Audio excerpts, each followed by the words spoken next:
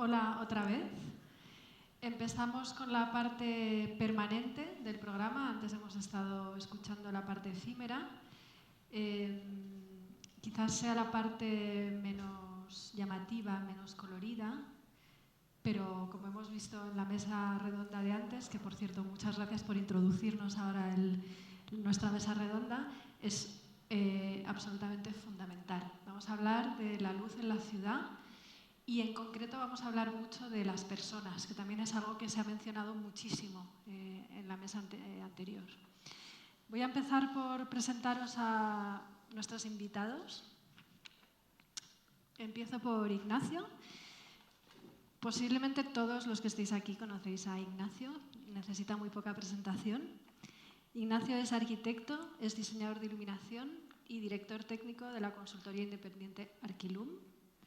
Es un experto reconocido mundialmente en iluminación para la arquitectura, con muchísima experiencia. Además, fue el director de Master Día para la ETSAM durante muchos años, no sé cuántos, pero pues muchísimos. Y para nosotros es un gran honor tenerle aquí hoy porque es socio fundador de nuestra asociación de la PDI. Guillermo, que está al lado de Ignacio. Guillermo Acero es arquitecto urbanista por la Escuela Superior de Arquitectura de Madrid. Es socio fundador de Paisaje Transversal, que es una oficina de planificación urbana integral, muy reconocida también a nivel nacional e internacional. Y es especialista en planificación estratégica a escala urbana y territorial. Es coautor de numerosos artículos académicos y también de 2 libros, Escuchar y transformar la ciudad y Planificación urbana integral, aprendiendo de Europa. Yo os los recomiendo, los hemos leído y son muy interesantes. Coque Alcázar es ingeniero industrial con más de 20 años de experiencia profesional al servicio de la administración pública como ingeniero municipal. Es delegado en Galicia del Comité Español de Iluminación. Coque es un apasionadísimo conferenciante y comunicador. Es experto en iluminación pública y paisaje nocturno e iluminación urbana sostenible. Es impulsor de la iniciativa Slow Light y cofundador y presidente de la asociación Slow Light, que gestiona dicha iniciativa y que más adelante pues, le vamos a pedir que nos cuente. Es una iniciativa muy resumida que defiende que la noche es necesaria y promueve un uso responsable de la luz, promulgando los principios básicos esenciales para una nueva cultura en iluminación. Gema Gallego Serrano es la jefa del Servicio de Alumbrado Público del Ayuntamiento de Madrid desde 2008. Es ingeniera superior industrial por la Universidad Politécnica de Madrid y funcionaria de carrera del Cuerpo de Ingenieros de la Comunidad de Madrid desde 1998. La elección de estos 4 invitados no es, como podéis imaginar, gratuita, ha sido muy meditada. Son 4 profesionales a los que admiramos muchísimo. A Gema no la conocíamos personalmente, pero admiramos su trabajo desde dentro de la administración porque pensamos que tiene un trabajo muy importante. A Coque sí le conocíamos, a Guillermo no personalmente, pero sí su estudio, y a Ignacio, por supuesto, también. Nos parece que son 4 figuras que tienen una experiencia profesional y personal muy rica y muy complementaria y que nos van a permitir abordar esta mesa redonda pues, desde muchos aspectos que nos parecen importantísimos. Yo voy a hacer quiero aprovechar también, por supuesto, agradeceros a vosotros el haber aceptado la participación en esta mesa. Quiero agradecer también al Distrito de Carabanchel y, por supuesto, al equipo del Centro Cultural Lázaro Carreter en el que nos encontramos, porque es un placer estar aquí. Voy a hacer una breve introducción, sobre todo para poneros un poco en situación y encaminar la mesa redonda en una dirección que ya hemos comentado un poco, pero que me parece importante que para vosotros se pueda entender bien, ¿no? Bueno, hasta hace relativamente muy poco, los que no estéis metidos en el diseño de iluminación urbana, la iluminación de nuestras ciudades era algo puramente funcional. Se utilizaban pues, las enormes farolas de iluminación vial también para iluminar la ciudad, algunas farolas clásicas para los centros urbanos, las típicas bolas blancas, que hasta hace muy poco también estaban en todas nuestras ciudades, y unos enormes proyectores para iluminar por inundación nuestras fachadas de los edificios, y de según qué edificios, no todos. Por supuesto, no existía ningún tipo de preocupación medioambiental, no existía la profesión ni la figura del diseñador de iluminación, y menos aún de especialista en iluminación urbana. No había planes directores, no había estrategias lumínicas, no se hablaba de paisaje nocturno y desde luego no se involucraba a los ciudadanos en las decisiones que tienen que ver con la iluminación de los espacios públicos. Pensamos que la iluminación urbana está ligada al desarrollo del urbanismo, de las ciudades, de la arquitectura, y a medida que las ciudades han ido cambiando y evolucionando, sobre todo en cuanto a movilidad o incluso a usos del espacio público, pues también lo ha hecho la iluminación y han ido apareciendo nuevas técnicas, nuevas tecnologías, nuevas maneras de emplear la luz, se han miniaturizado las luminarias y bueno, pues cuanto más sabemos, cuanto más se desarrolla, pues utilizamos la luz de otra manera, ¿no? Pero en ocasiones el resultado, sobre todo en los centros urbanos de las ciudades, son espacios muy iluminados, sobreiluminados, orientados a actividades productivas, al turismo, con la consecuente pérdida de la noche, que nos parece un término importante que tenemos que mencionar, y sobre el impacto que hoy sabemos que esto tiene tanto en las personas como en el medio ambiente, ¿no? Actualmente se están desarrollando otras maneras de pensar las ciudades, como hacen, por ejemplo, desde el estudio de Guillermo, y pensamos que se deben de pensar otras maneras de iluminar nuestras ciudades también. Tenemos que repensar la iluminación urbana más allá de su funcionalidad o del embellecimiento de sus edificios y entenderla como una oportunidad y como una solución fundamental para mejorar la calidad de vida de los ciudadanos, de todos los ciudadanos. El papel y el desarrollo de la iluminación urbana se basa en una multitud de factores, pues, tecnológicos, sociales, ambientales, políticos. No los podemos tocar todos hoy, pero sí que nos gustaría, con esta mesa redonda, iniciar una reflexión colectiva que nos dé unas pistas, que nos permita poner sobre la mesa algunas ideas que nos permitan construir ciudades más humanas, más sanas, más habitables y más respetuosas con el medio ambiente, que es algo importante. Y que además tengan un impacto positivo y profundo en los habitantes de las ciudades. Y por todo esto que os he contado es el motivo por el cual hemos titulado esta mesa redonda Otras maneras de habitar la luz en la ciudad. Y con esto empezamos. Lo primero que os quería preguntar es ¿qué os sugiere este título? ¿Qué os sugiere la idea de habitar la luz? Al que quiera contestar. Empiezo yo. Bueno, quizá como voy a tener, yo supongo aquí la visión menos especializada en el ámbito del diseño e iluminación, un poco más macro, ¿no? Quizá, desde la idea de la planificación.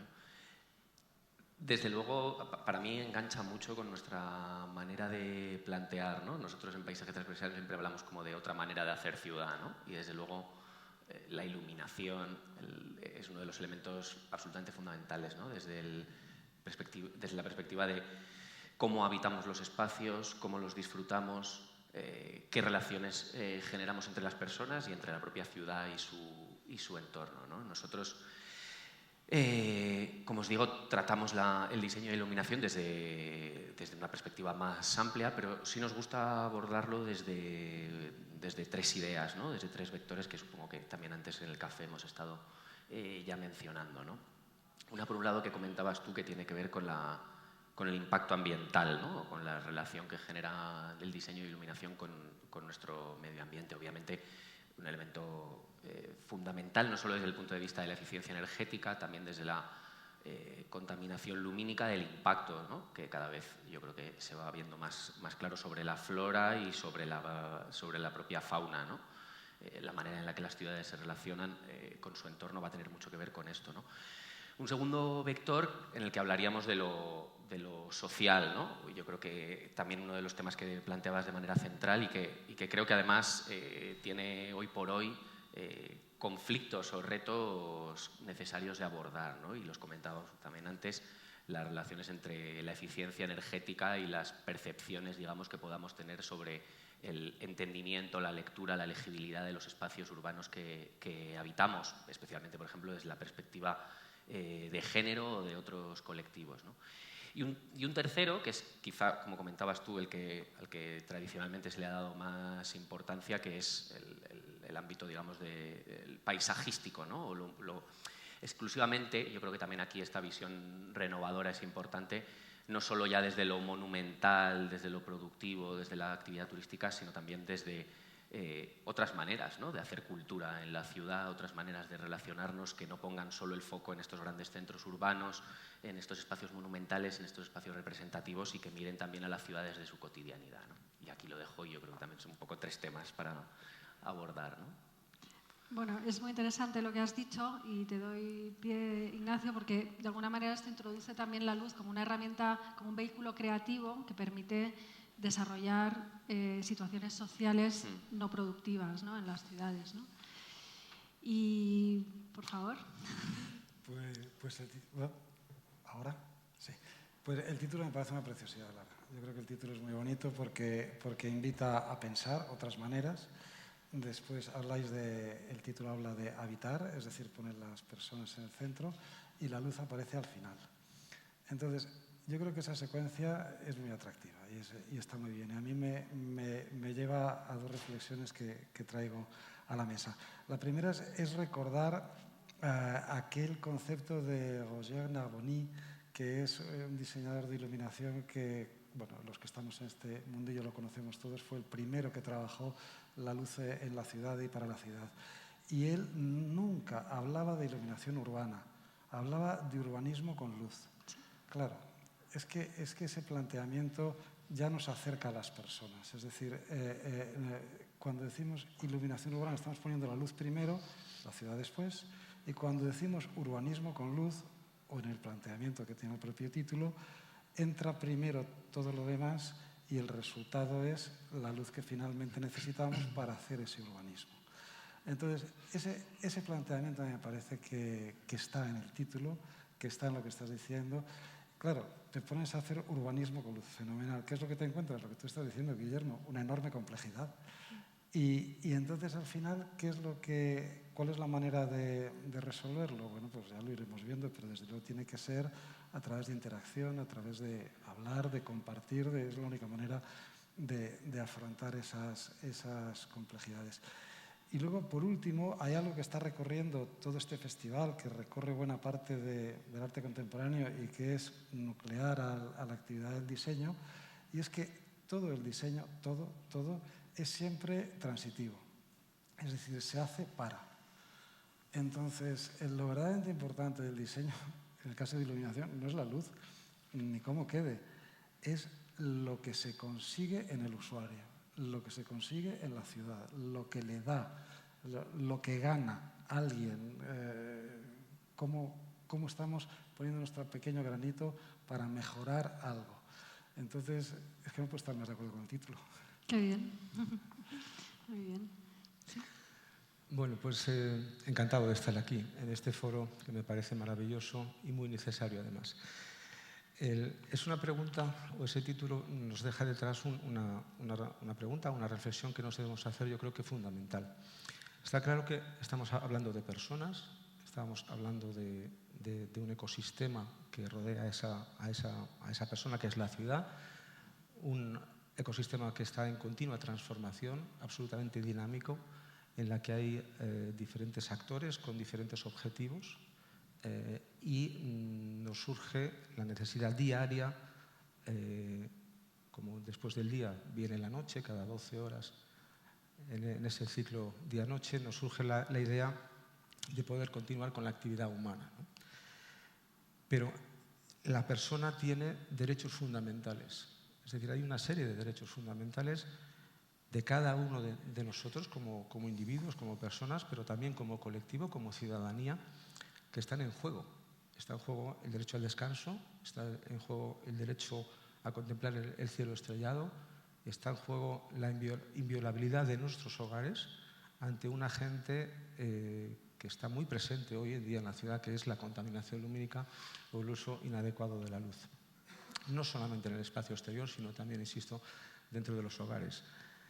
Entonces, tú lo comentabas antes, Lara, tenemos una gran oportunidad si nosotros nos paramos hoy y pensamos qué noche tenemos, qué noche le estamos dando los profesionales de la iluminación al resto de los ciudadanos, qué noche tenemos y qué noche queremos para nosotros y para nuestras generaciones futuras dentro de unas décadas, pues tenemos una gran oportunidad y una gran responsabilidad de hacer esa transformación, ¿no? Y definir qué es lo que hay que hacer, me parece un ejercicio muy necesario que algunos llevamos haciendo tiempo, ¿no? Antes, muy brevemente, yo en mi época o en mi etapa de ingeniero industrial municipal, en mis comienzos, allá por el año 2000, pues me preocupaba de la guerra de trincheras de las instalaciones eléctricas, que fueran seguras, qué pasaba cuando nos caía un rayo, qué pasaba cuando un cuadro se incendiaba. Y poco a poco todo eso se fue transformando de las instalaciones que funcionen y que sean seguras a instalaciones que consuman poca energía. Pero la visión quizás inconformista de ver esa ciudad caótica, esa ciudad contaminada, esa ciudad llena de diferentes capas de luz que se entremezclan y normalmente lo hacen de una manera descoordinada, pues me fue animando a estudiar, a leer, a analizar lo que el sector científico nos está trasladando y a entender que era necesario dar un cambio de enfoque, ¿no? Entonces yo creo que entre todos los que estamos aquí tenemos esa gran responsabilidad de hablar sobre cuál es ese futuro que tenemos, o en mi opinión, debemos avanzar hacia él, ¿no? Gemma. Bueno, yo en primer lugar agradezco la invitación a este foro, ¿vale? Porque que hayáis tenido en cuenta el punto de vista de la conservación, que es a lo que yo me dedico, y el punto de vista que yo puedo dar, bueno, pues no es fácil que nos tengan en cuenta, también tengo que decirlo. Entonces me parece muy interesante porque no puedo estar más de acuerdo con los tres, con los planteamientos que han dicho los tres compañeros ahora de mesa, pero sí que es verdad que cuando las instalaciones se hace una instalación con toda la buena voluntad, pues luego pasa a la conservación y todas las problemáticas de los ciudadanos, pues nosotros las oímos más de primera mano que los que las diseñan, y eso es un hecho. Entonces me parece muy interesante pues, comentaros pues, algunos aspectos que a lo mejor, bueno, pues si se tienen en cuenta, pues se puede concatenar todo lo que habéis dicho, que puedo estar absolutamente de acuerdo con unas instalaciones que al final contenten a todos. Entonces, me refiero a lo que ha dicho mi compañero Ignacio, que me he quedado con eso, ¿cómo has dicho? Urbanizar con luz, ¿no? Bueno, pues es que es muy bonito. O sea, yo también estoy de acuerdo con ello. Y Coque, que dice derecho a la noche. Es que no puedo estar más de acuerdo. Lo que pasa es que no tenemos que perder de vista, bueno, pues que legalmente, o sea, una de las obligaciones que tienen que dar los ayuntamientos es luz en las calles, porque o cambia mucho, bueno, pues se rompen muchas barreras o muchos conceptos de la gente, pero realmente el alumbrado urbano está para iluminar la calle. Vale, sí que es verdad que de unos años aquí se ha avanzado mucho también en cuanto a bajar niveles, que todo eso ha hecho un alumbrado más amable. Estoy de acuerdo que hay mucho camino por recorrer, pero tenemos que ir todos de la mano, ¿vale? Y sin olvidarnos al ciudadano. Entonces, por un lado, como he dicho, los ayuntamientos tenemos que prestar el servicio obligatoriamente de iluminación de las calles y, por otro lado, bueno, es tan importante ese servicio que la reglamentación sectorial del sector eléctrico lo reconoce como servicio esencial. Hay muy pocos servicios esenciales. Este es un servicio reconocido esencial, ¿vale? Entonces, bueno, pues que no podemos dejar las calles apagadas. A todos nos gustaría, bueno, pues apagarlas, pero no. Entonces, ¿qué se puede hacer? Pues yo creo que incidir en el diseño, o sea, sin perder de vista que las calles tienen que estar iluminadas, porque además es una demanda colectiva, o sea, si tú no tienes una calle oscura, bueno, pues ya, o sea, poco más que sales en la tele con los vecinos y tal. Pues yo creo que incidir en el diseño, bueno, pues intentando diseñar instalaciones que eviten, por ejemplo, la luz intrusa, que eso a mí me parece muy importante. Yo creo que es una asignatura todavía pendiente que puede ser más fácil, como todo, en instalaciones nuevas, conceptualmente, nuevos desarrollos que se van a hacer, pero que en cambiar por ejemplo, hacer una iluminación nueva en una calle de la ciudad ya consolidada, pues tiene sus dificultades. Entonces, eso a mí me parece muy interesante y me parece que habría que, no sé, estudiar. O sea, si le damos una solución a la luz intrusa, realmente yo creo que podemos llegar, bueno, pues a una ciudad más amable.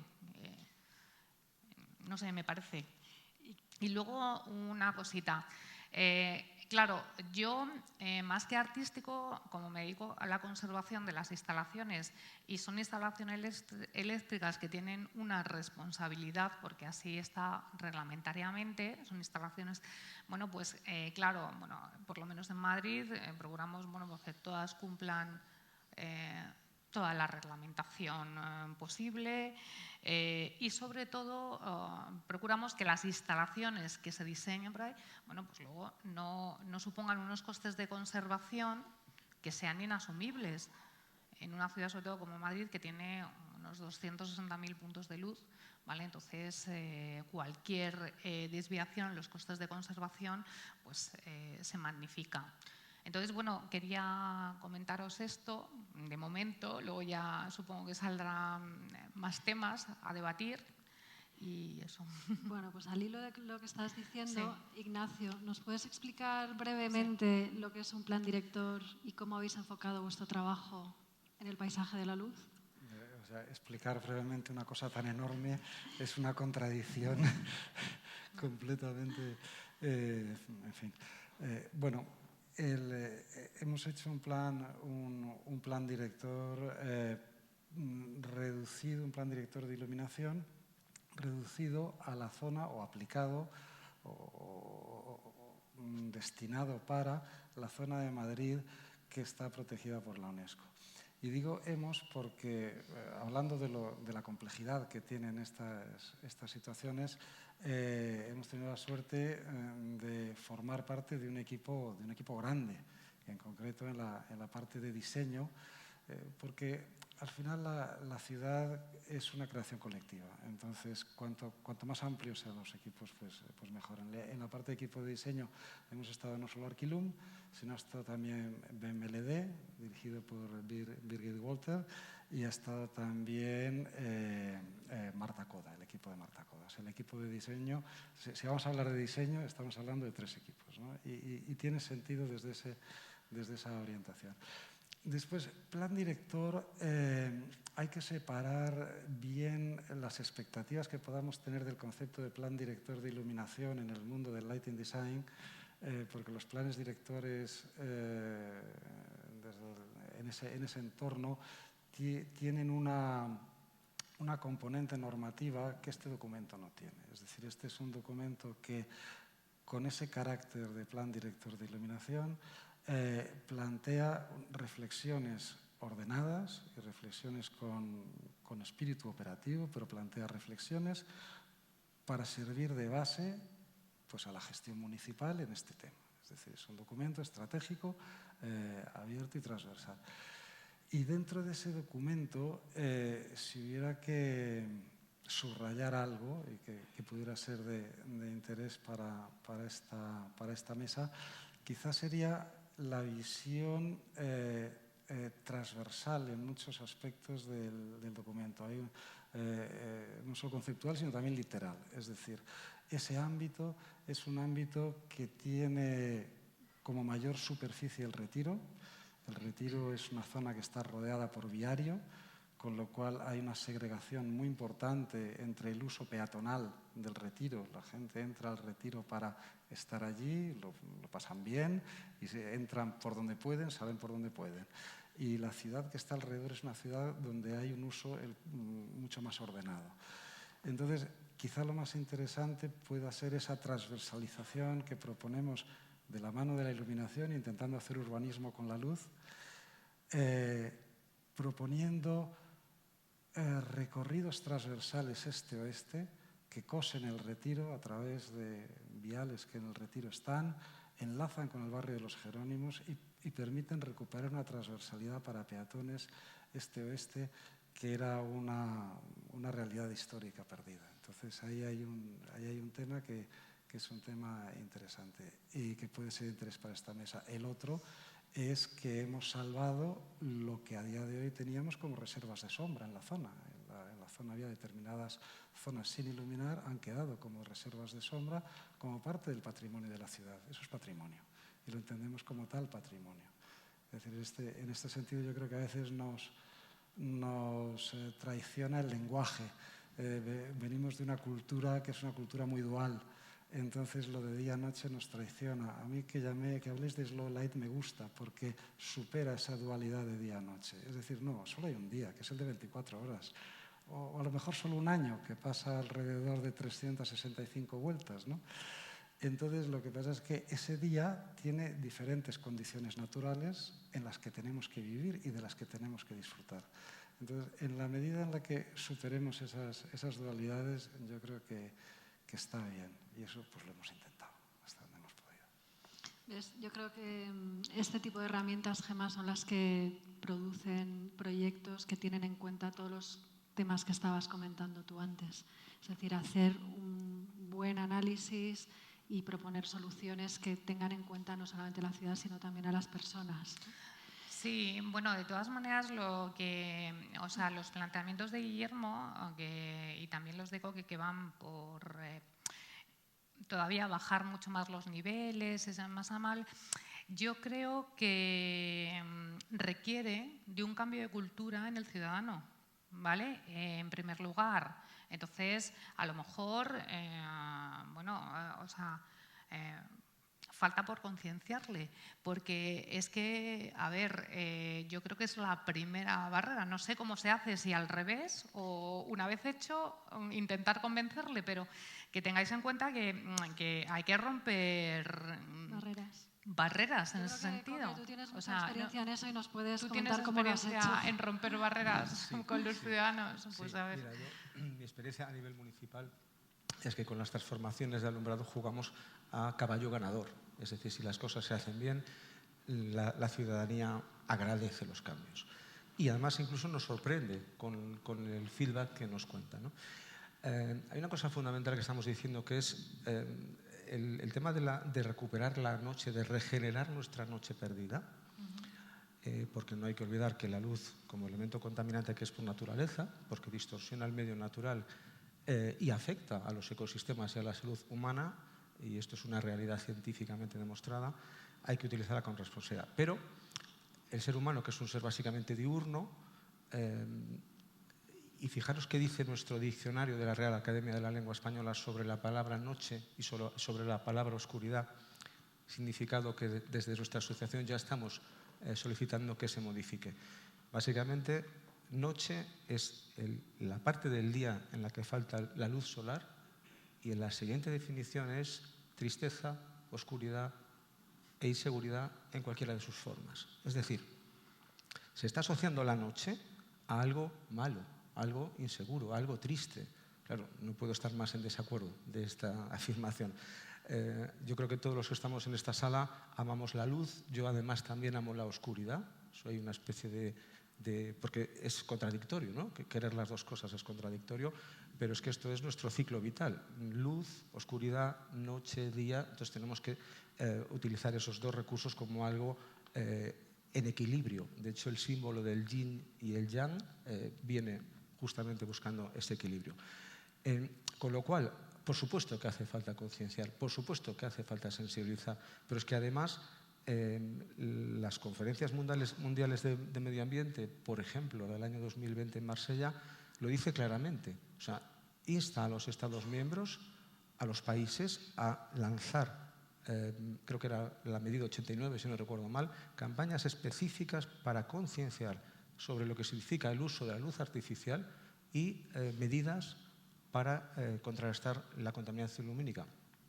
Porque pensemos todos, y esto se hace muy fácil viendo una ortofoto nocturna de satélite del año 2012 a 2018, 2023, que la luz está creciendo en intensidad y en extensión territorial a un ritmo muy acelerado, ¿no? Entonces, por supuesto que hace falta concienciar, por supuesto que no podemos cometer errores de diseño, por supuesto que hay que darle al ciudadano esa iluminación que merece, pero todo esto se puede conjugar con espacios de sombra, con espacios de oscuridad, zonificando tu ciudad, utilizando tecnología. La ciudadanía quiere luz, quiere digamos, actividad, quiere felicidad, quiere diversión, y todo eso lo puede conseguir con la luz.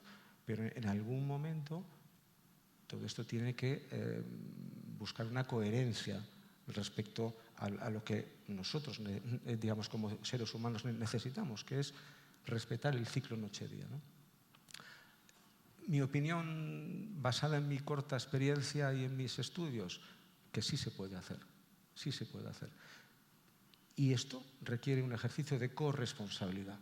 Es decir, la ciudadanía tiene que ser consciente de esta situación, porque lo que no es recomendable es que el ayuntamiento, titular de la red de alumbrado público, ponga en marcha una serie de medidas, la capa de iluminación privada vaya totalmente a su bola, como se suele decir, haciendo una transformación contraria, quizás. Y entonces tenemos que buscar ese ejercicio de corresponsabilidad. Y termino diciendo una cosa para mí fundamental. La política energética y de sostenibilidad de nuestro país se orienta hacia la descarbonización de la economía. Entonces tenemos que tener claro que hay una conexión directa entre la reducción de la iluminación y de la contaminación lumínica con la descarbonización, porque este vector es el que nos va a permitir ir calmando niveles, ir haciendo que la gente, la ciudadanía, las instituciones, el sector privado entiendan que este paso hay que darlo y que es un ejercicio de todos. Podemos romper el mito entonces de a mayor luz, mayor seguridad, ¿no? A mayor cantidad de luz, mayor seguridad. Al final es un mito que por todo lo que estás diciendo se demuestra que no es así, ¿no? Bueno, a ver, yo estoy de acuerdo con Coque y en desacuerdo con Coque en algún. Claro, es que me dices, ¿se puede llegar a conseguir no tener luz en las calles? ¿Es lo que he querido entender? No. No. O sea, quiero decir, Sí, cuando uno sí. habla de un uso responsable de la luz, tú tienes que iluminar las calles. Por eso, el problema es sí. si iluminamos pues por elegir algún parámetro lumínico, si lo haces con 5, con 12, con 15 o con 30 o con 50 o con 80 luxes, por ejemplo, ¿no? Entonces, Vale. sí es cierto que la tecnología de hoy, las ópticas, las fotometrías, la iluminación, la telegestión nos permite dibujar diferentes escenarios. Además hay una cosa también que yo creo que al alumbrado público en general en nuestro país nos falta, que es que la noche sea dinámica. Porque si pensamos en lo que pasa durante el paisaje diurno, la climatología, el movimiento del sol, las sombras que se generan, antes veíamos ejemplos de artistas que utilizaban la luz solar y las sombras para hacer cosas. Entonces, es verdad que la capa funcional de alumbrado público es estática, es decir, puede atenuar el nivel, pero es estática. Yo creo que todos estaremos de acuerdo en una afirmación. El alumbrado público tiene una gran inercia. ¿Por qué? Porque es una infraestructura muy cara, es una infraestructura muy robusta pero en la que los ayuntamientos han invertido y están invirtiendo millones de euros. Y hablo de millones de euros. El consumo energético de esa instalación son millones de euros también. Entonces, cualquier reflexión sobre la transformación de una red de alumbrado, hay que entender que es un proyecto muy complejo y que es un proyecto que se puede hacer, en mi opinión, desde dos puntos de vista: o a pequeños retales con proyectos de talla XS, cuestión que desde el punto de vista municipal es muy laborioso, porque todos sabemos qué significa un contrato hoy en la administración pública, o haciendo campañas de otra envergadura, ¿no? Renovaciones de barrios, incluso de ciudades enteras, que eso puede facilitar, aprovechando el retorno energético, puede facilitar, y hago referencia a los contratos de servicios energéticos, pero sí que es verdad que si no lo hacemos desde un punto de vista de planificación de paisaje, incorporando planificación, diseño profesional, pues estamos perdiendo una gran oportunidad. Porque las ciudades se están transformando, pero se están transformando quizás de una manera... es que no quería utilizar un adjetivo duro, pero quizás basándose solamente en la eficiencia. Hay una gran oportunidad si las cosas se hacen bien y se hacen recurriendo a un diseño profesional. Insisto, yo creo que me estudio todas las licitaciones que salen en España y veo ciudades, veo obras, conozco el sector del alumbrado público bastante bien, creo. Creo sinceramente que estamos perdiendo una gran oportunidad, pero es verdad que es un problema muy complejo. Guillermo, ¿vosotros habéis requerido alguna vez la participación ciudadana en vuestros proyectos? O sea, ¿le habéis preguntado a la gente cómo quieren su barrio, sí, su sin duda. espacio público? Como os decía antes, es un elemento fundamental en la parte del análisis, porque también, como decía Ignacio, ¿no? Es difícil dar soluciones cuando no tenemos muy claros cuáles son los problemas, ¿no? Entonces, obviamente, el elemento de iluminación, y también un poco hilando, ¿no?, con lo que comentaban Gemma y Coque, yo creo que muchas veces también por parte, digamos, de los tomadores de decisión se realiza una lectura, creo que quizá un poco superficial. Es decir, tenemos esta asociación de la seguridad, por ejemplo, ¿no?, que ahora aparece. Hemos estado tradicionalmente como en esta idea de la iluminación como monumental, ¿no? Luego de repente nos ha venido la ola como de lo ambiental, y entonces de repente hemos entrado como hemos incorporado, digamos, necesariamente todas las componentes de eficiencia energética, contaminación lumínica, ¿no? Y ahora nos encontramos con que efectivamente hay por parte de la sociedad a veces una falta de entendimiento, ¿no?, de determinadas maneras de operar, ¿no? Y se ha asociado de una manera, como digo, un poco, yo creo, a veces superficial la mayor iluminación, no tanto con la seguridad, sino con la percepción de seguridad, que son dos realidades muy diferentes.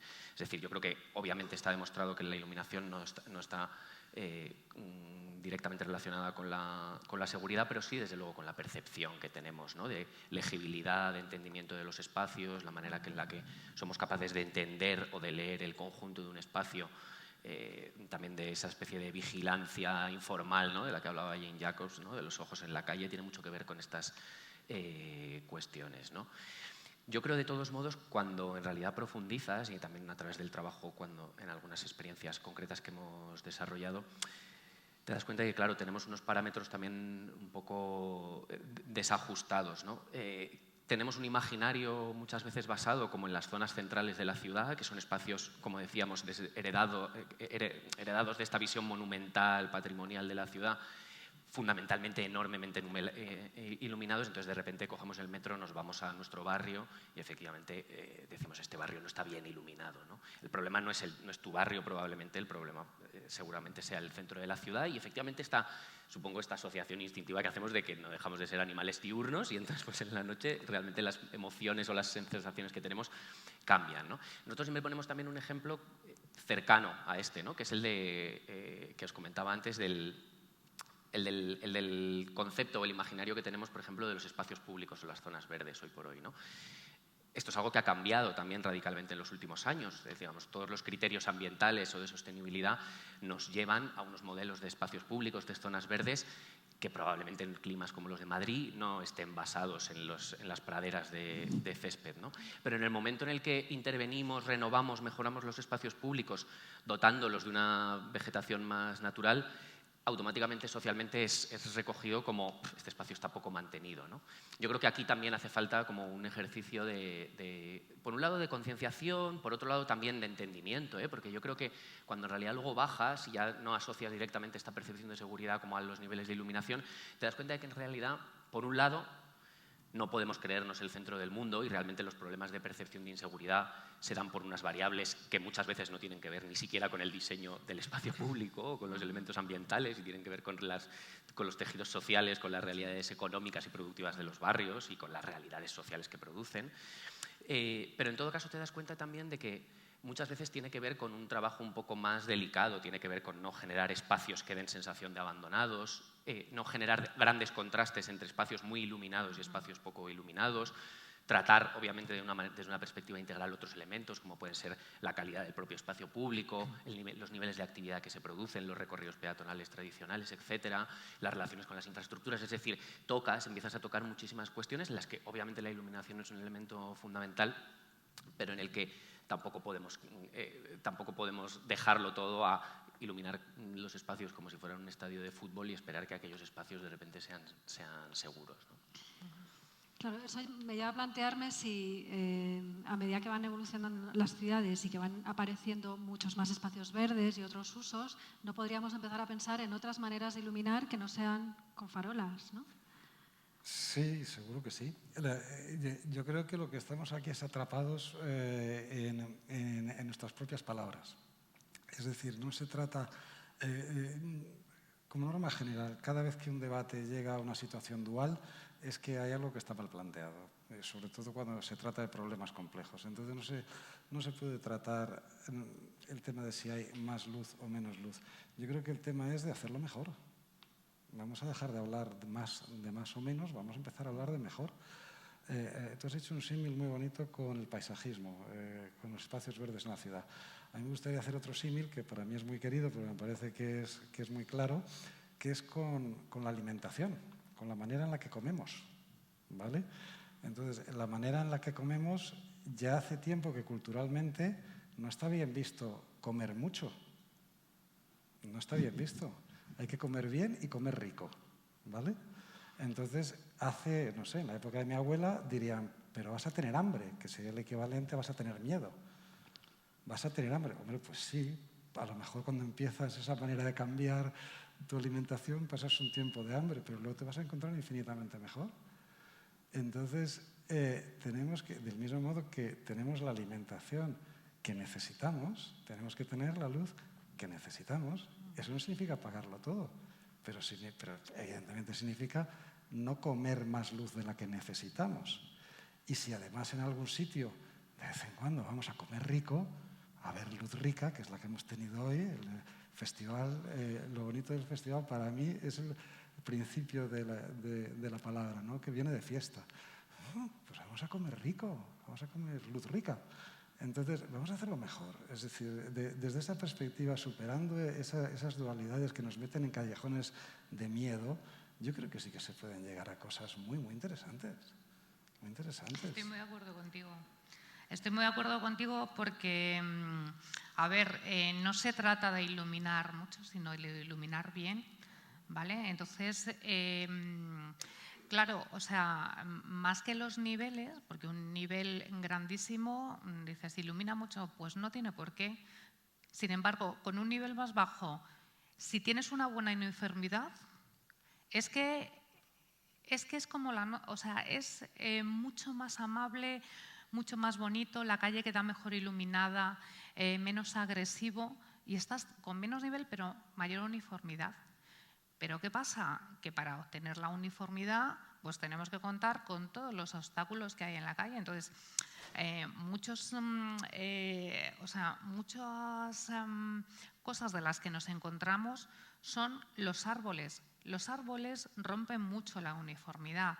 Entonces, los diseños hay que tenerlos muy en cuenta y no ponerlos plantados al lado del punto de luz, porque dentro de 20 años, pues es que te come el punto de luz y ya no tienes uniformidad en ese trozo. ¿Y ya qué pasa? Reclamaciones, quiero más luz, más nivel. Y es que no es tan mal el concepto.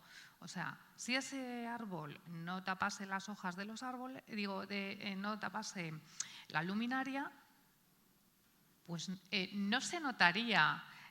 Entonces, estoy de acuerdo contigo, hay que iluminar bien, pero yo creo que partiendo del diseño, hombre, es mucho más fácil pues, en un ámbito que vas a diseñar nuevo, pero en la ciudad hay que patearse la calle porque bueno, estamos hartos de recibir proyectos que es sin diseñar los puntos de luz y la ubicación sin tener en cuenta nada, solo sobre un ordenador. Claro, te quedan perfectos, pero luego vas a replantearlo a la calle. Oye, mira, que es que aquí hay un vaso, aquí no lo puedo poner. Es que si lo pongo así, en el paso de peatones no me queda nada de iluminación. Entonces, a ver, para hacerlo bien, como no puedo estar más de acuerdo, hay que tener en cuenta todos estos aspectos. Y al final, yo creo que podemos llegar pues, a un espacio más agradable, o sea, y bien iluminado, que cumpla sus funciones. Iluminar bien es la clave. Sí, sí, del todo sí. Mira, sobre Sí. un pequeño apunte. Yo un día hice un ejercicio de cálculo sobre lo que podría ser iluminar una calle cualquiera, de una ciudad cualquiera, digamos con un proyecto tradicional, es decir, lo que cualquier técnico con la ayuda de cualquier ingeniería, con material de cualquier fabricante, haría en una calle, y lo que podría ser un proyecto Slow Light, ¿vale? Y me salía un 18% más caro. Me salía un 18% más caro. Mejor diseño, visita a campo, detalle, ópticas, fotometrías, incluso modificación de altura de punto de luz, porque muchas veces tú, claro, tienes una columna a 12 metros de alto con 250 va por sodio y la quieres cambiar por algo, y lo que haces normalmente es mantener el báculo si todavía tiene vida útil y solo cambias la luminaria, ¿no? Lo que llamo yo un canibalismo, que es cambiar una por otra. Pero claro, si estás iluminando a 12 metros necesitas más potencia, luego más gasto energético, etcétera, etcétera. Entonces, al final, aquel cálculo que seguramente alguien corregirá, pues yo lo había determinado en un 18%. Es decir, no me parece una barrera insalvable en ningún caso, ¿no? Bueno, volviendo un poco a lo que estabas comentando, Ignacio, y pensando un poco en la iluminación del futuro de nuestras ciudades, ¿veis alguna manera de personalizar la luz en la ciudad? Gracias a herramientas como Smart Lighting y cosas así. Indudablemente, indudablemente. Eso es una frontera que la tecnología está disponible. La tecnología está disponible y bueno, hay que buscar el momento, la ocasión para que esa tecnología vaya entrando. Es decir, al final vamos a tener una red conectada y tendremos que encontrar la interfaz que permita hacer esa interacción con el usuario. Pero no una interacción en el sentido de que yo voy a abrir mi móvil y voy a encender una luz, no. Es decir, estamos hablando de sistemas complejos con algoritmos basados en inteligencia artificial que vayan recogiendo las condiciones de la ciudad y vayan respondiendo a las condiciones de la ciudad con particularización y con énfasis en determinados colectivos, en determinadas situaciones, en determinados usuarios.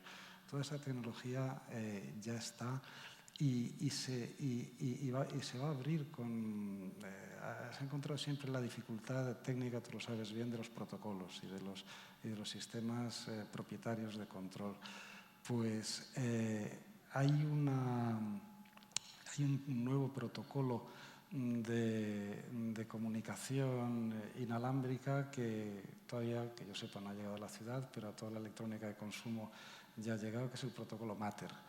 No sé si esto en algún momento llegará a la iluminación urbana, pero ese protocolo es un protocolo de comunicaciones que permite, que ya está suscrito por Apple, por Samsung, por Google, y que permite intercambiabilidad entre componentes. Es un protocolo inalámbrico basado en Zigbee y con una variante en Bluetooth.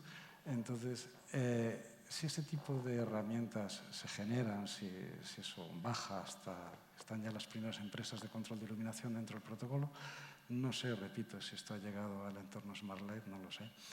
Pero en cualquier caso, si no es este, será otro. Aparecerán protocolos de intercambio y con acceso a la enorme red de datos y de inteligencia que suponen pues, todos los sensores que la ciudad tiene y nuestros propios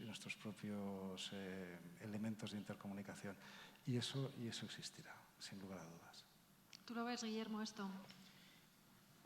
Si digo la verdad, me mantengo agnóstico. No conozco lo suficiente para poder hacer un juicio de valor. Sí, también creo que sin necesidad de esperar a que lleguen nuevas tecnologías, tenemos capacidad de mejorar, digamos, las realidades que tenemos a corto plazo. No los conozco, con lo cual tampoco puedo llegar a juzgar en términos de coste, eficiencia, funcionamiento, ¿no?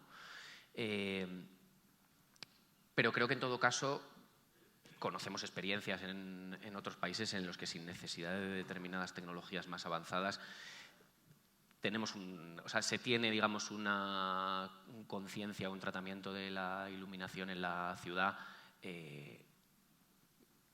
sobre la que tenemos muchísimo margen de mejora. O sea que cuando lleguen, supongo que las aplicaremos. Hasta entonces. ¿Vosotros veis una necesidad de actualización o cambio en las normativas vigentes hoy día en iluminación urbana? Sí. A ver, si se quiere integrar todo lo que acabas de decir y todo lo que viene por delante, que se prevé que viene, que es que los soportes de alumbrado sirvan para muchas más cosas, que haya wifi, que no sé qué, evidentemente eso tiene que ir de la mano de un cambio de las normativas de seguridad y de más cosas, ¿vale? Porque, por ejemplo,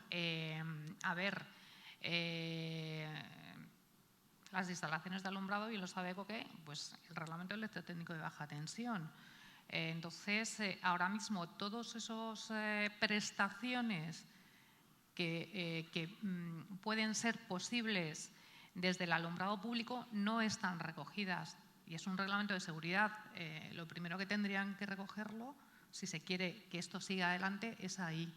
Y luego, por otro lado, si un soporte de alumbrado público no solamente va a servir para alumbrado público, sino que va a dar otros servicios, se necesita estar electrizado todo el día la instalación. Ahora mismo solamente es por la noche. Entonces, eso implicaría cambiar todos los protocolos de seguridad y salud en el trabajo de los conservadores del alumbrado público, porque hay muchas averías que se arreglan de día porque no hay corriente, pero si hay corriente porque tiene que dar otros servicios, pues implicaría también un cambio. Y por otro lado, el último cambio grande sería darle otro enfoque a los actuales contratos de conservación del alumbrado, porque incorporando otro tipo de profesionales más tecnológicos que puedan atender a otras cosas. O sea, parece que es el futuro, pero desde mi punto de vista hay que atar todos estos aspectos que estoy dejando aquí para que pueda ser seguro y fiable y que no haya problemas. Estoy totalmente de acuerdo. Eso Sí. nos da para otra hora de conversación, porque es verdad que es la punta del iceberg. Pensad que nosotros tenemos, todas las ciudades tienen redes automatizadas, ¿vale? Pero casar la demanda de luz con la oferta de luz, es decir, la demanda ciudadana, que es variable a lo largo del día, tanto de las personas como del tráfico, y hacerlo no de un modo automatizado, sino de un modo inteligente, es decir, utilizando sensórica, utilizando meteorología, utilizando variabilidad de la época del año. Esto requiere, obviamente, una apuesta, un giro hacia la inteligencia de las redes, ¿no? Pero hay que pensar que la mayoría de los servicios de alumbrado público están, me refiero a servicios municipales, están lo voy a decir así, están diseñados en la época de los 80 y se han ido adaptando. Hemos pasado de las brigadas municipales a empresas de mantenimiento, pero en la mayoría de los ayuntamientos que yo conozco, la propia organización municipal, multicompetencia, deja el alumbrado público a veces en una parcela pequeña, no demasiado conectada con otros servicios municipales. A veces el que mantiene no es el mismo que proyecta, con lo cual al final tú sufres muchas veces los problemas de diseños de terceros con los que luego te tienes que pelear y luego llegan esas quejas ciudadanas. Entonces, yo creo que el servicio de alumbrado público tiene que rediseñarse de raíz. No del año 80, sino del año 2024. Es decir, tenemos que empezar a pensar en nuevos servicios de alumbrado mucho más innovadores, con personal técnico, con equipos, porque muchas veces los técnicos de alumbrados públicos estamos solos ante el peligro. Yo no sé si tú tienes esa experiencia, pero ya a veces parece a John Wayne con las pistolas. Tienen que acompañar las normativas que nos avalan. Eso sin duda, porque, ¿vale? Entonces, sin duda, porque realmente somos de los pocos técnicos municipales que tenemos responsabilidad para sentarnos en el banquillo de los acusados en un juicio penal por negligencia o lo que sea, ¿no? Y las redes son muy extensas, están muy envejecidas, hay muchos problemas de seguridad industrial. Entonces, claro que necesitamos fortalecer ese posicionamiento, pero si queremos pensar en la ciudad del futuro, no solamente hay que traer inteligencia, hay que traer dinero a los ayuntamientos, hay que profesionalizar los servicios. Yo creo que tenemos que regenerarnos como servicios de alumbrado público y visibilizar, que me parece fundamental, lo que cuestan las cosas, porque pensad que el alumbrado público es uno de los, quizás el único servicio esencial que el ciudadano no paga directamente, porque pagamos las basuras, pagamos el alcantarillado, pagamos una serie de cosas, pero no pagamos la luz. Obviamente la pagamos en nuestros impuestos, ¿no? Pero claro, como no lo pagamos y parece que es gratis, porque es así, la gente no es consciente de lo que vale, pues el resultado es más luz, más luz, más luz. Entonces, en nuestro país, el otro día tuve la ocasión de estar en el Congreso de Eficiencia a nivel nacional y hay un reto por delante de rediseñar las redes eléctricas, porque cada vez hay más equipos conectados, nos vienen vehículos eléctricos, nos viene un uso masivo y generalizado de la energía eléctrica, y las redes tienen que crecer, tienen que dotarse de inteligencia para intentar casar esa oferta y esa demanda, y esto también hay que conseguirlo en el alumbrado público. Me parece un reto muy difícil de abordar, pero yo creo que tenemos que tenerlo en cuenta y que esto empiece a sonar, no en salas como esta, sino también en salas digamos, de gestión municipal y de sector de alumbrado público funcional, vamos a decirlo, ¿no? Pero quizá en unos años se abra una ventana de oportunidad normativa, que es lo que está reclamando con toda justeza, sí. Es lo que está reclamando Gemma con toda justeza. Y es la siguiente. El siguiente impulso en términos de sostenibilidad que se está dando desde Europa ya no va a ser de eficiencia, se ha estado trabajando muchos años en eficiencia, va a ser en términos de circularidad. Entonces ya sabemos que todo lo que viene de Europa es lento, porque hasta que se pacta, luego salen las famosas directivas, que son algo así como una generalidad, la generalidad de la generalidad, que dice debería hacerse no sé qué, y luego los países lo recogen, lo van aterrizando, y hasta que se convierte eso en normas, y en cada país se tarda mucho tiempo, a lo mejor estamos hablando de 5 años, de 10 años. Pero ya se ha tomado la decisión de virar el esfuerzo nuclear de sostenibilidad hacia la circularidad.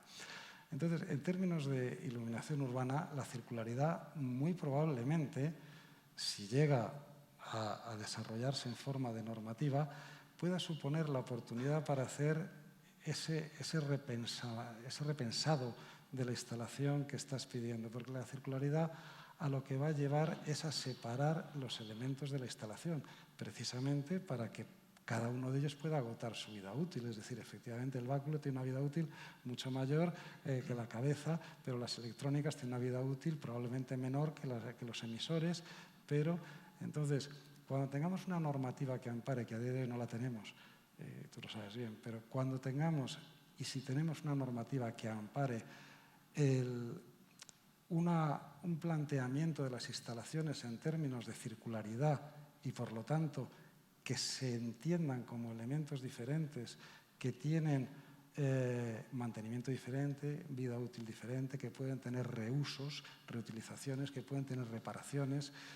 Si se consigue avanzar en esa línea, que a día de hoy no está, pero sí está marcada en el horizonte, esa sí puede ser la oportunidad para repensar todas estas cosas de otra manera. O sea que esa ventana normativa que nos estás pidiendo no la tenemos inmediata, pero hay algo que asoma las orejitas por ahí que a lo mejor nos puede resultar útil a todos.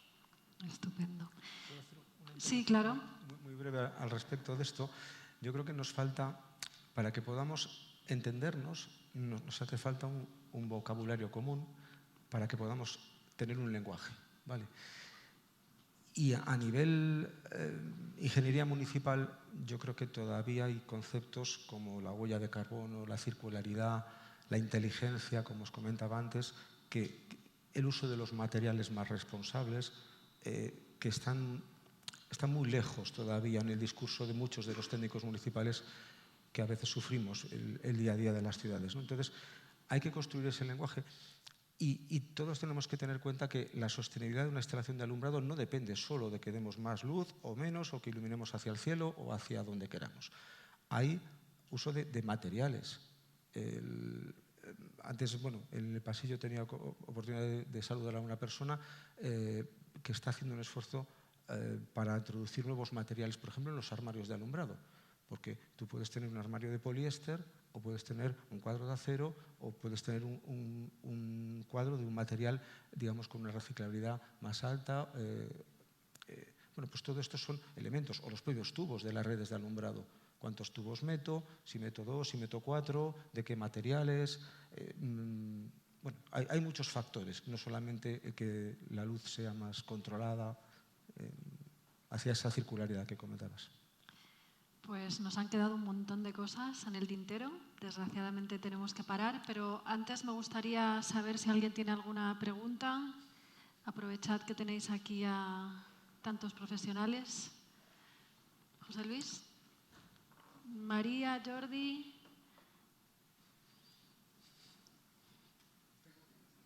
Venga. Hola chicos, nada, gracias. Yo ya estoy contento de haber venido, la verdad. Esta charla es esas cosas que no sé, el día a día no te las permiten y hoy la estamos pudiendo tener con calma y con reflexión y vale mucho la pena. Creo que la mesa está muy bien escogida y tengo una pregunta abierta para los cuatro. Como público, yo soy diseñador de iluminación, fan de Ignacio, sigo todo lo que él hace. Y creo que él ha soltado una perla durante el tal que igual ha pasado inapercibida, que no sé cómo lo has dicho estupendo y no sé decirlo igual, que es, oye, estamos en una dicotomía, ¿no? O sea, hay una parte de la mesa que habla un lenguaje, que también ha dicho Coque, ¿no? Hay otra parte de la mesa que habla otro. Mi pregunta es si creéis que en 2 o 4 años, cuando hagamos otro Luz Madrid, podríamos tener a alguien más en esta mesa, en esta charla, que creo que no existe. O sea, si le pedimos a los equipos de conservación, que me lo ha aprendido, como lo dice Gema, ¿no? que fuera de Madrid les llaman también de mantenimiento, ¿no? Que es una palabra más fea. Si les pedimos al ayuntamiento en sus equipos de mantenimiento de conservación que resuelvan unos temas que para ellos son imposibles, le estamos pidiendo un imposible, por un lado. Pero los diseñadores que hablamos este lenguaje de persona, reconocimiento facial, intentamos no hablar de looks, intentamos no hablar de niveles, intentamos no hablar de energía, intentamos hablar de persona, de uso, de urbanismo, ¿no? No hay, mi sensación es que no hay nadie en el medio que una estas dos caras, ¿no? de la versión y no sé si algún día existirá, pero creo que debería. Mi pregunta es, concretando, si creéis que existirá algún día alguien que decida que la luz necesita un traductor antes de llegar a los equipos de Gema que hay en cada ayuntamiento. En plan locura, que la iluminación de las ciudades no dependiera de industria y que dependiera de salud, por ejemplo. O sea, un cambio de lenguaje, un cambio de circuito, un cambio de paradigma que haga que no sé, que nos entendamos mejor, porque yo creo que si seguimos en esta línea nunca nos entenderemos, ¿eh? Haremos cositas un poco mejor, pero no sé si lo he explicado bien, chicos. Muy bien. ¿Puedo contestar Claro. yo? A lo mejor esto que digo es un poco pretencioso, perdonad, pero yo he jugado ese papel en mi ciudad. Yo he sido responsable de brigadas municipales, de personal municipal de oficina técnica, he mentorizado proyectos de ingeniería, de muchas ingenierías en mi ciudad, he hablado con la ciudadanía, he hablado con los políticos y al final he conseguido que digamos, todos tuviéramos ese mismo lenguaje hacia otra manera distinta de iluminar la ciudad.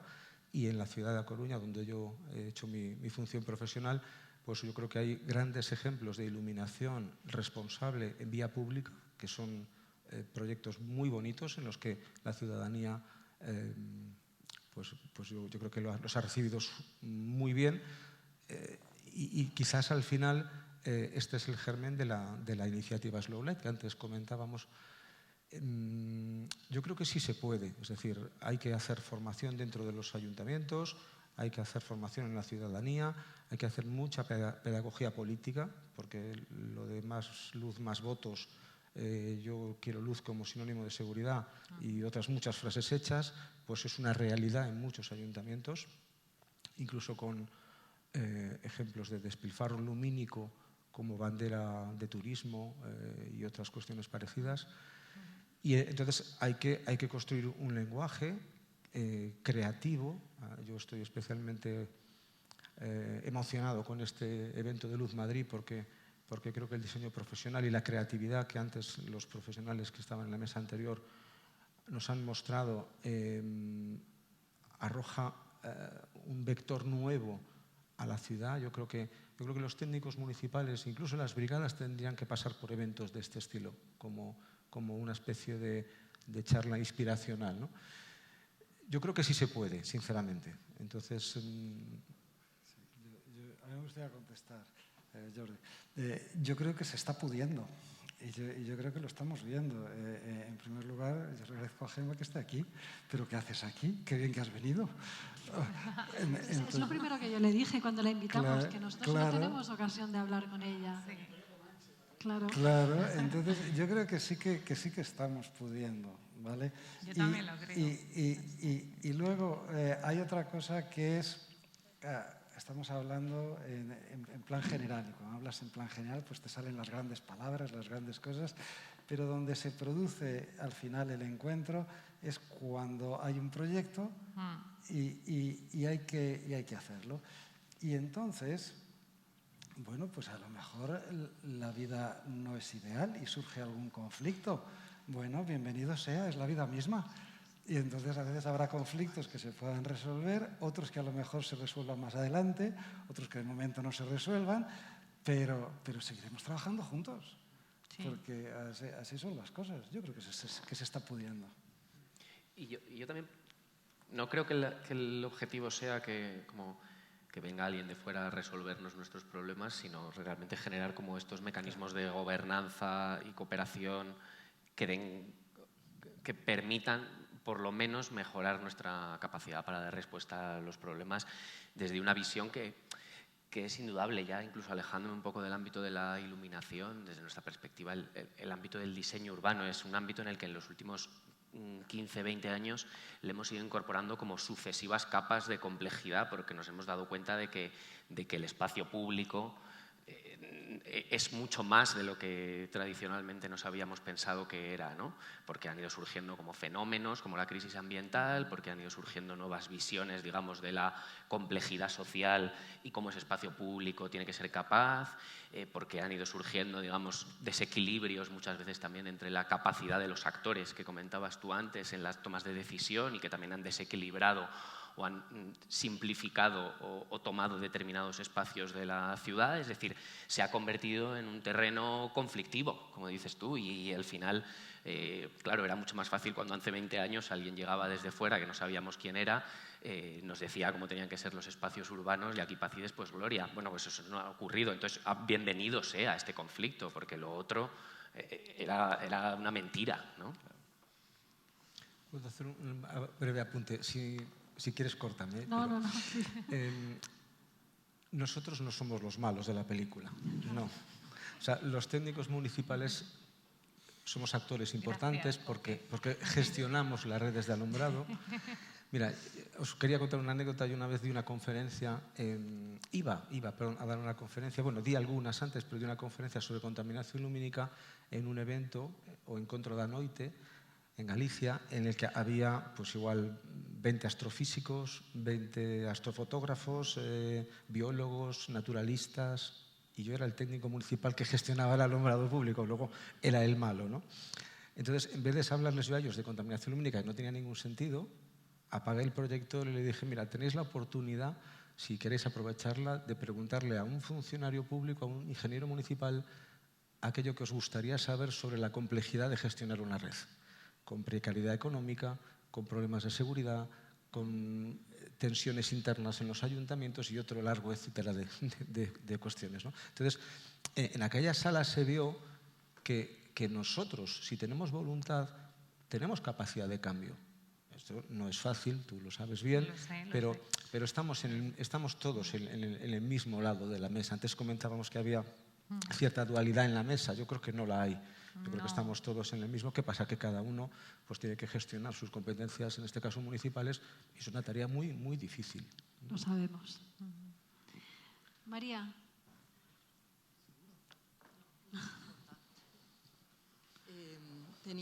Tengo como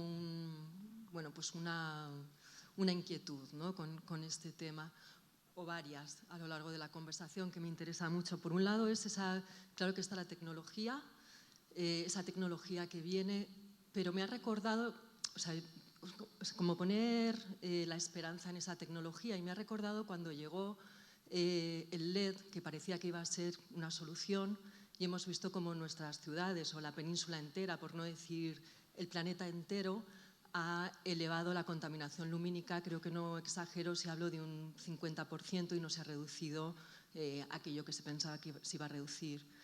Con lo cual, pues sabemos que eso es una pata, pero que si no lo sabemos emplear, pues no va a ser una solución, ¿no?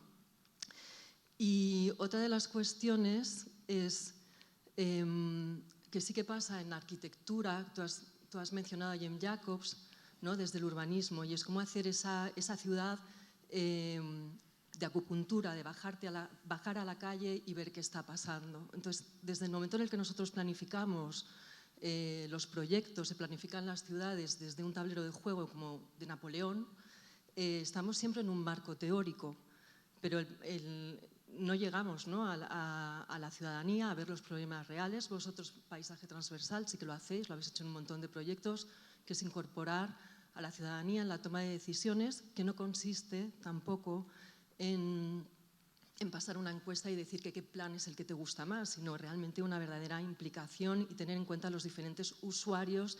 Igual estamos yendo a espacios más pequeños, igual hay que coger zonas más pequeñas, ¿no? Entonces, ¿cómo podríamos, desde la iluminación, poder incorporar en estos trabajos pues, otros procesos que ayuden a realmente generar una ciudad más vivible o una luz más habitable por todos, ¿no?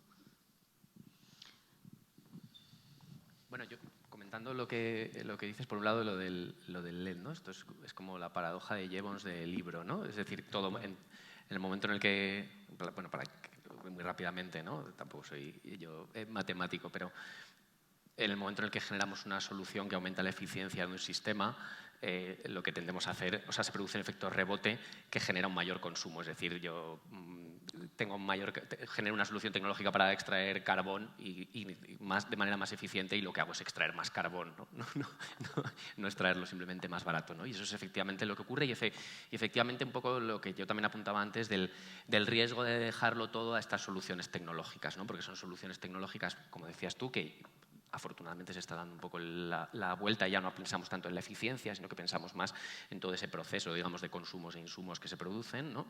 Pero que efectivamente cuando lo dejamos a esas soluciones tecnológicas de la eficiencia, pues lo que ocurre es que al final lo que hacemos es iluminar más, ¿no? Entonces, yo creo que, por un lado, esto. Lo que comentas, desde luego, yo creo que es la eterna dicotomía, ¿no? Del top-down y el bottom-up, es decir, necesitamos procesos de toma de decisión, necesitamos en paralelo, digamos, esa visión más micro, ¿no? desde abajo, que vaya siendo capaz también de generar estos procesos que decíamos de sensibilización, de cambios como de imaginarios, etcétera, y sobre todo lo que necesitamos es como correas de transmisión, ¿no? entre una cuestión y otra. Nosotros cuando pensamos, y por apuntar, porque tampoco al final en el ámbito de la iluminación como el que aplicamos en todos los temas, un poco el que dices tú, ¿no? Es decir, entender la participación como un ejercicio también de ida y vuelta. Es decir, la participación no es un sistema de democracia representativa en el que yo elija o yo vote. Es un sistema de intercambio que precisamente pretende reforzar estos mecanismos de interacción y de coordinación social y también generar como unos procesos más eficientes, ¿no? de toma de decisión entre el top-down y el bottom-up, ¿no? Y ahí es un aspecto absolutamente fundamental, es decir, la participación es escuchar, pero también es contar, ¿no? y concienciar e informar sobre las repercusiones, ¿no? o sobre las responsabilidades que tenemos como actores dentro de este juego, ¿no? Y yo creo que es un elemento fundamental, en el fondo se van produciendo cada vez más, ¿no? Esta idea que nosotros aplicamos del diseño colaborativo, ¿no? El diseño pensado no como una encuesta en el que le dices a las personas lo que tienen que elegir, sino desde un ejercicio también de corresponsabilización con su entorno, ¿no? y de entendimiento de cuáles son esos entornos. Y ahí yo creo que es donde se resuelven estas dicotomías, ¿no? La dicotomía de la percepción de seguridad asociada a los niveles de iluminación, la dicotomía que comentábamos antes del modelo de espacios públicos.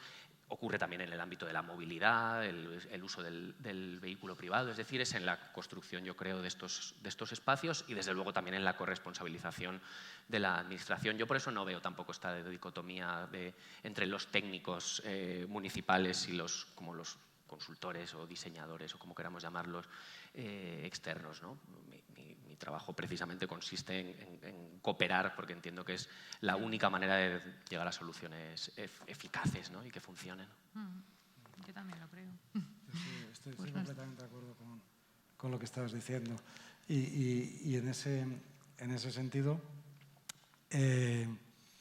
pues al final todas las acciones con la ciudad, desde la ciudad, para la ciudad, son todas acciones en red. Y son todas acciones en red, hacia arriba, hacia abajo, en los lados, transversales, son todas acciones en red. Sí, y es inevitable que lo sean. Entonces, en ese sentido, la iluminación entra, las decisiones de iluminación entran en esa red de relaciones que la ciudad tiene. Y si el propio urbanismo, la propia gestión de la ciudad, es una gestión de la ciudad que se beneficia de esa red y que trabaja desde esa red, las decisiones de iluminación harán lo propio. Las decisiones de iluminación no se pueden disgregar de la manera en la que la ciudad se relaciona con sí misma. Entonces, eso estamos con la ciudad, en la ciudad, desde la ciudad. La manera en la que la ciudad se relaciona con sí misma a la hora de planificarse, a la hora de gestionarse, pues esa será la manera en la que se integre la iluminación. Y luego, por otra parte, la tecnología cada vez es más transparente. Es decir, la tecnología actúa como un impulsor de decisiones que no son tecnológicas, son sociales, son personales, Entonces, la tecnología tiene ese papel de impulsor, pero las decisiones son nuestras como colectivo, nuestras como personas. Lo que pasa es que ese papel de catapulta hay que usarlo con cuidado, porque lo tiene. Entonces, bueno, pues así lo veo. ¿Puedo aportar una idea nuevamente? En Slow hicimos una experiencia que luego compartimos con la PDI, un proyecto muy bonito, que fue salir a caminar con la ciudadanía al final 11 ciudades de modo simultáneo celebrando el Día Internacional de la Luz. Pero todo esto venía como un experimento que se inició unos meses atrás en Coruña, en la que pues se convocó un paseo ciudadano inspirado en los paseos de Jane Jacobs y salimos a caminar para buscar una mirada colectiva al paisaje nocturno y el resultado fue espectacular, porque la gente empezó a entender la luz de la ciudad. Hicimos un recorrido viendo zonas muy bien iluminadas, con buena iluminación, zonas sobreiluminadas, contaminadas, luz irracional. Entonces, al final, incluso sitios que entendíamos que podían ser inseguros y la percepción ciudadana era que efectivamente eran inseguros.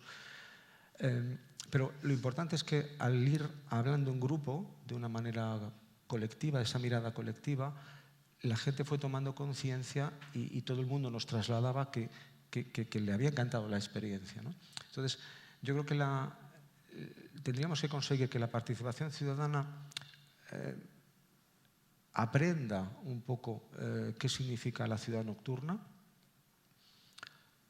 que tenga quizás criterios para evaluar lo que está bien y lo que está mal y de esa manera pues poder recoger su opinión, porque de alguna manera es un termómetro que mide la calidad de nuestro trabajo. Muy bien, pues hemos tocado muchísimos temas, ha sido para mí por lo menos muy interesante, espero que para vosotros también, os lo agradezco mucho y nada, pues nos vemos dentro de 2 años, ¿no? Gracias.